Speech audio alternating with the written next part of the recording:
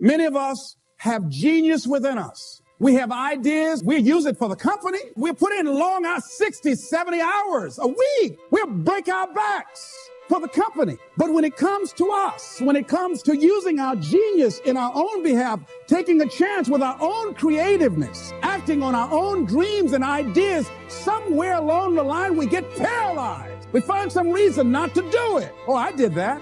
I'm not as good as they are. I don't have their education. I felt inferior because I never had a college education. So I felt inferior. I thought people with college education were the most intelligent people in the world. And I felt inferior and intimidated by them.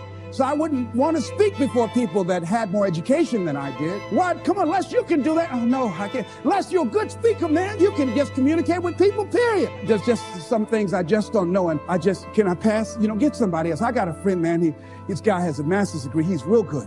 Get him. But I'm not the one to come speak to that group. See, I didn't know what I had in my hands. And fortunately, I had somebody around me who saw what I had and was willing to work with me until I could see it too. See, that's what many times we have to have. Somebody could look beyond our faults and see our needs and hold that vision until we are able to capture that vision ourselves. How do we handle some fears? I was talking with my friend, Pat Johnson. Here's one thing she said. If you got a real major fear, she said, take a deep breath and see yourself strong enough and more than able to handle that fear, whatever it is. Everybody take a deep breath.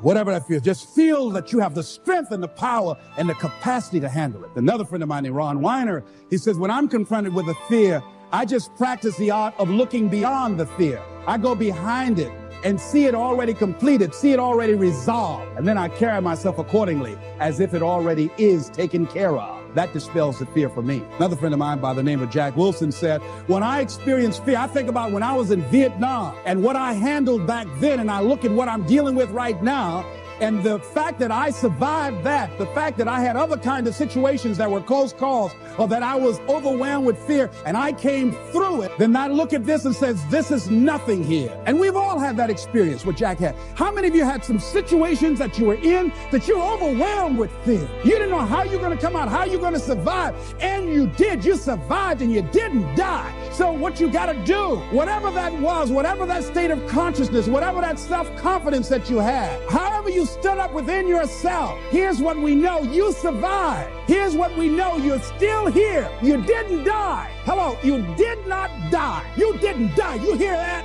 You didn't die. You're here right now. You got it and you handled that fear. You kicked it out of there. Remember that play Color Purple? I remember when Albert told the girl she couldn't go with Suge, she was afraid. She felt incompetent, and he said, where you going? You can't talk. Suge can talk. You ugly. You dumb. Suge got class. You ain't got nothing. Where you going? You ain't gonna make it. You're gonna fail. She said, look here, I might be ugly. I might be dumb. I might can't talk. She said, but I'm still here.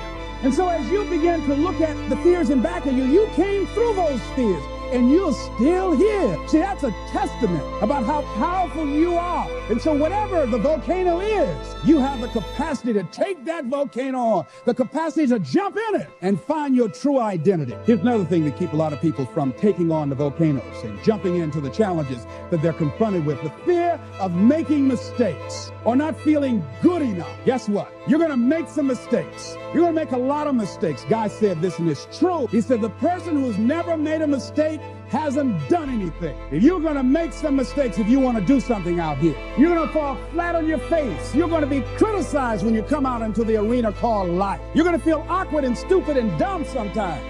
It goes with the territory. But it's okay. What's important is that you bring your stuff out here. Are you good enough? Prepare yourself. See, there's no substitute for competency. A positive attitude won't get it. Being enthusiastic won't get it. So you got to prepare yourself. You've got to develop yourself. You've got to practice. You've got to work. You've got to do your homework. You've got to do your research. See, a lot of people have a yes, I can attitude, but a no, I can't aptitude. And competency builds confidence. And confidence feeds into competency. See, the better you become, the more confident you feel. And the more confident you feel, the better you want to become. You realize that you have no ceiling, that you can better whatever you've done so far. You can beyond that. You don't become cocky and arrogant, feeling that you've already arrived, as most people have. And that's why they've settled for less than what they rightly deserve in life, because they feel they have arrived and they say, well, I can rest now. I can rest on my laurels now.